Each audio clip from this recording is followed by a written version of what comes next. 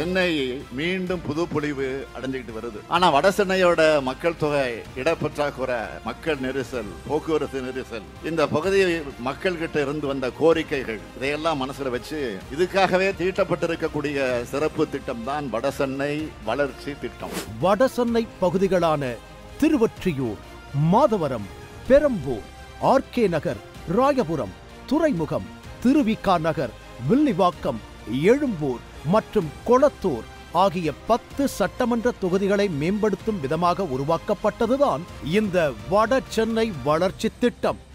வட சென்னையில் சாலையோரம் வசிக்கின்ற மக்களுக்காகவும், பொருளாதாரத்தில் நலிவுற்று இருக்கின்ற மக்களுக்காகவும், அவர்களுக்கு நிரந்தர வாழ்வாதாரம் ஏற்படுத்தி தருகின்ற வகையிலும், அவர்களுக்கு பாதுகாப்பான குடிநீர் வசதி, சீரான கழிவுநீர் வசதி, தடையில்லா மின்சாரம், கல்வி, சுகாதாரம், வேலை வாய்ப்புகள், போக்குவரத்து வசதிகள், சமூக உட்கட்டமைப்பு, விளையாட்டு, திறந்தவெளி மற்றும் பொழுதுபோக்கு வசதிகள் மற்றும் பாதுகாப்பு போன்ற பல்வேறு சிறப்பு திட்டங்களை கொண்டதுதான் இந்த வட சென்னை வளர்ச்சி திட்டத்தின் நோக்கமாகும்.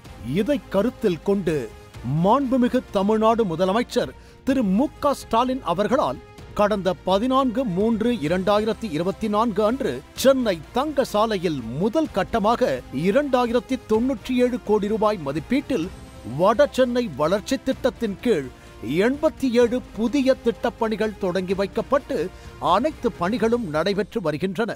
இத்திட்டமானது பல்வேறு துறைகளின் சார்பில் பணிகள் விரிவடைந்து தற்போது 6309 கோடி ரூபாய் மதிப்பீட்டில் 252 திட்டங்களாக அதிகரித்துள்ளது. இரண்டாவது கட்டமாக மாண்புமிகு தமிழ்நாடு முதலமைச்சர் அவர்களின் திருக்கரங்களால் இன்று வட சென்னை வளர்ச்சி திட்டத்தின் கீழ் பல்வேறு துறைகளின் சார்பில் 1383 கோடி ரூபாய் மதிப்பீட்டில் 79 புதிய திட்டங்களுக்கு அடிக்கல் நாட்டி பணிகளை தொடங்கி வைத்து மற்றும் 29 முடிவுற்ற பணிகளை திறந்து வைத்தார்கள். குறிப்பாக சென்னை பெருநகர் வளர்ச்சி குழுமம் சார்பில் 421 கோடி ரூபாய் மதிப்பீட்டில் வால்டாக் சாலையில் 700 புதிய குடியிருப்புகள் மற்றும் ஸ்டான்லி மருத்துவமனை சாலையில் 776 புதிய குடியிருப்புகள், சமுதாய கூடங்கள், விளையாட்டு அரங்கங்கள், நூலகங்களை மேம்படுத்துதல், புதிய காவல் நிலையம் போன்ற 15 திட்டப்பணிகள் தொடங்கி வைக்கப்பட்டுள்ளது.